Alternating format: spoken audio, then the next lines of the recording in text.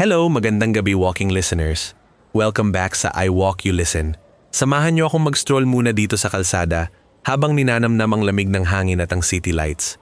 Perfect to para sa 7th episode natin kasi medyo mabigat ang tiyaan na bitbit ko ngayon. Chill lang tayo habang naglalakad pero sigurado akong mapapatigil kayo sa pag-scroll sa kwentong 2. Our story for tonight is entitled The Great Switch. Ipinagkanulo ako ng kapatid ko kaya kinuha ko ang lahat ng mana niya. Guys, seryosong tanong lang, gaano ba kalalim ang tiwala nyo sa sariling kapatid? Kasi itong nabasa ko sa Reddit, low-key nakakatrauma. Akala mo safe ka kasi kadugo mo, pero minsan pala, sila pa yung magluluto ng ikakasunog mo.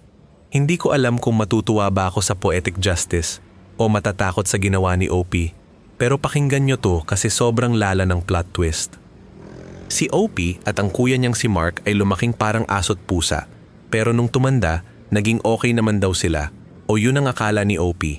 Itong si OP, siya yung masipag, yung laging present sa lahat ng kailangan ng parents nila, lalo na nung nagkasakit ang tatay nila. Si Mark naman, puro lifestyle, puro forma, at laging busy sa kung ano-anong sideline na hindi naman nagbubunga. Nung pumanaw ang tatay nila, may iniwan itong ancestral house at isang malaking business property. Simple lang ang bilin, paghatian ng maayos. Pero bago pa man mabasa ang last will and testament, itong si Mark, gumalaw na ng palihim. Ginamit ni Mark ang pagiging favorite son niya para lokohin ang nanay nila. Pinapirma niya ito sa mga documents na akala ng nanay ay para sa insurance. Pero yun pala, unti-unti na niyang nililipat ang ownership ng properties sa pangalan niya lang. Nalaman lang ito ni OP nung may nakita siyang draft ng deed of sale sa laptop ni Mark. Sobrang betrayal, 'di ba? Akala ni Mark, nalamangan na niya si OP, pero hindi niya alam na si OP ang may hawak ng lahat ng financial records at passwords sa accounts ng tatay nila na hindi pa na-update. Dito na pumasok ang The Great Switch. Imbes na mag-eskandalo agad, low-key lang na nag-imbestiga si OP.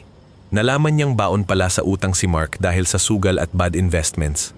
At balak niyang ibenta agad ang mga property para pambayad utang. So anong ginawa ni OP?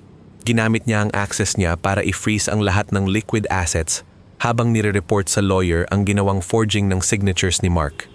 Inunahan niya si Mark sa pag-file ng kaso para ma-invalidate yung mga pinirmahan ng nanay nila.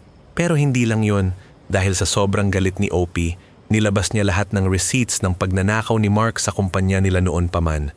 The drama reached its peak nung mismong araw na akala ni Mark ay makukuha na niya ang pera. Sa harap ng lawyer at ng nanay nila, nilapag ni OP ang lahat ng ebidensya. Imbes na makuha ang mana, na-disinherit si Mark dahil sa fraud at attempted theft.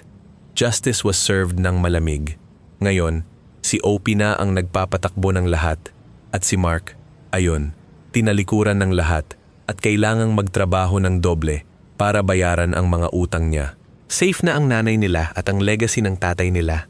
Lahat salamat sa pagiging mautak ni OP. Grabe no? Minsan talaga, kailangan mong maging mas madiskarte kahit sa sarili mong kadugo para lang maprotektahan ng tama. Para sa akin, deserve ni Mark yun. Kasi red flag naman talaga yung nagnanakaw ka na nga. Nanay mo pa ang nauto mo. Pero kayo, anong sa inyo? Valid ba yung ginawang pagkuha ni OP sa lahat? O masyado siyang naging harsh sa sarili niyang kapatid? Comment down below kung anong gagawin nyo kung kayo ang nasa posisyon niya. Kita-kits sa susunod na lakad, walking listeners.